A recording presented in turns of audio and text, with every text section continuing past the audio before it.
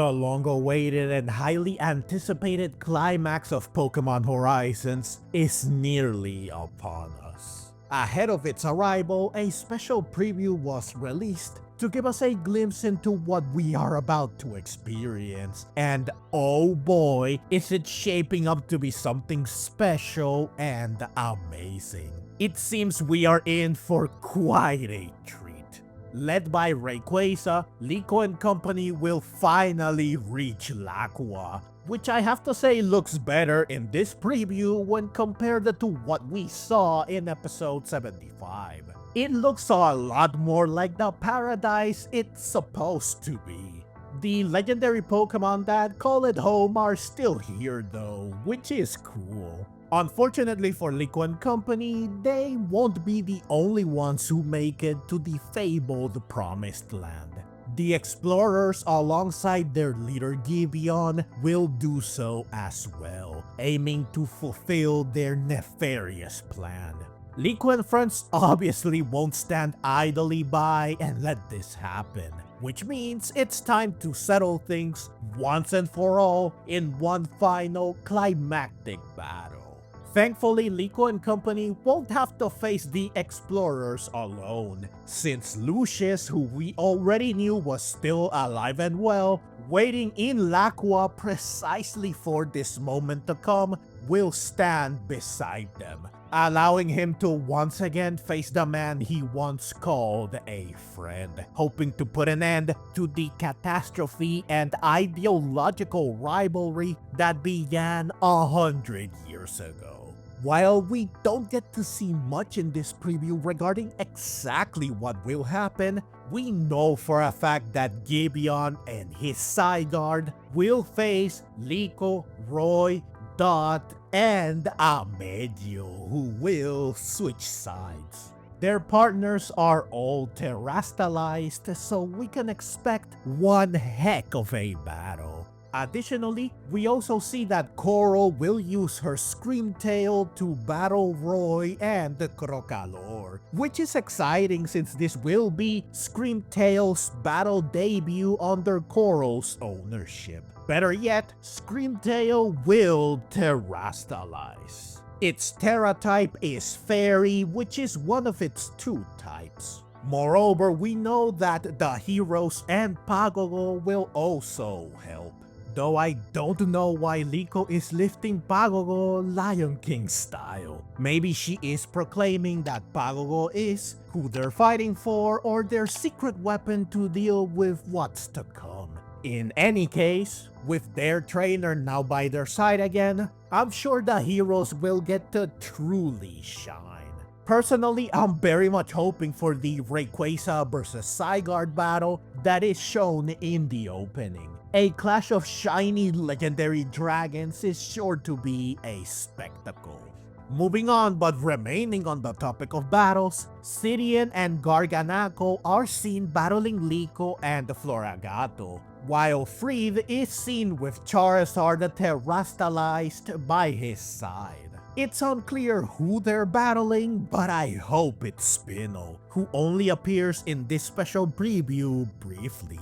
They still have a score to settle. It's definitely not Amethio, who used to be Friede's de facto opponent, since again, for this battle, Amethio will be on the same side as Friede. They will be allies. Now, I won't dive too deeply into this here since I already made a video on the subject, where I also cover episode 83, which will likely be the episode where Amethio will switch sides. Make sure you check out that video as well. The link to it will be in the description and the pinned comment. There are, however, several additional things shown in the special preview that we will get to now. First, Lucius will seemingly be encased in a Laquium crystal when Liko and company find him.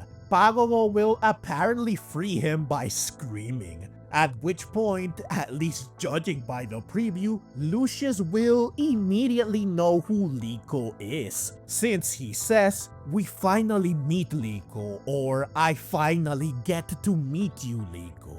It's unclear how he knows who Liko is, considering he was trapped in Laqua for 100 years. Perhaps he still had some sort of connection to Pagogo and or the heroes that allowed him to see, hear, feel, etc. what they saw, heard, felt, etc. So he's up to date with everything they've been through, including meeting his great-great-granddaughter. Or perhaps Pagogo will project its memories like it has been doing thus far, allowing him to get up to speed.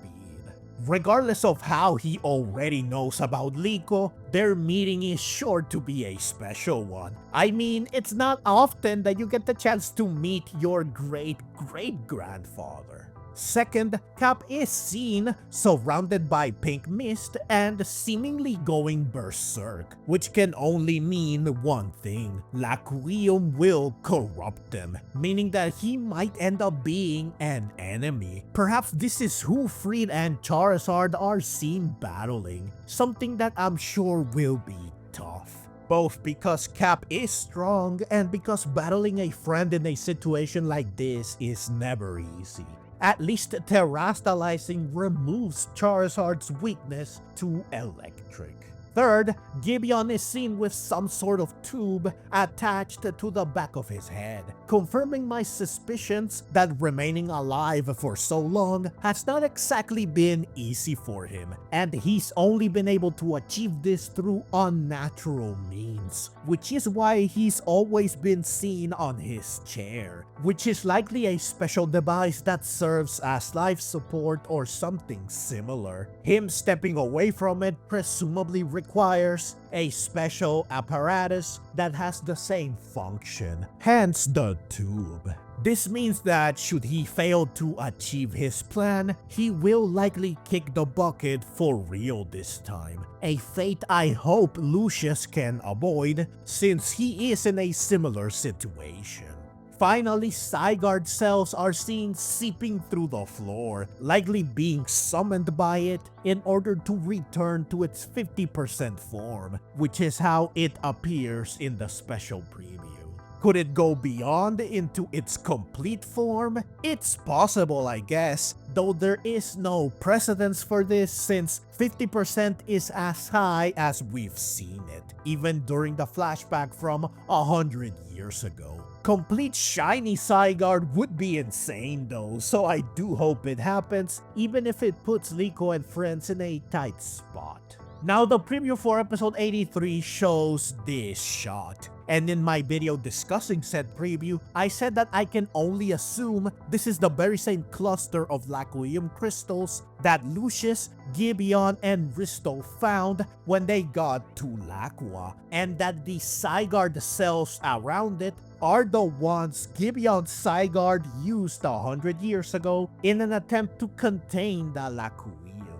I wondered if perhaps this is some facility the explorers have where they were able to recreate Laquium crystals and the Zygarde cells, since there's clearly a dome surrounding them suggesting that this is not a natural place, which would explain why Hamber has a Zygarde cell in the preview for episode 83. However, I also said that maybe this could be the dome Pagogo used to seal the cluster of Laquium and Lucius in Laqua. So this shot might just be Gibeon thinking about what awaits him in Laqua. Though I now also think this could just be one of those ominous foreboding shots that episodes oftentimes end on to foreshadow what's coming. Well, seeing that in the special preview Liko and company are seen near what appears to be the exact same dome, I think it's safe to say that this is in Laqua and the dome Pagogo made solidified, which is why it now looks like this. So I believe we now have the answer to one of the questions I had in my preview discussion for episode 83. How and when will Zygarde get enough cells to once again assume its 50% form? So yeah, that's basically everything that was shown in this special preview. Needless to say, Pokémon Horizons is about to reach some incredible heights. To say that we are in for some magnificent episodes is probably an understatement. The last thing I want to add is that if there was ever a time for one of the starters, or heck, even all of them at once, to evolve into their final form, the time is this final decisive battle. You can of course expect individual preview discussions for each of the coming episodes, as well as reviews for them after they air. So make sure you keep a deciduous eye out for them.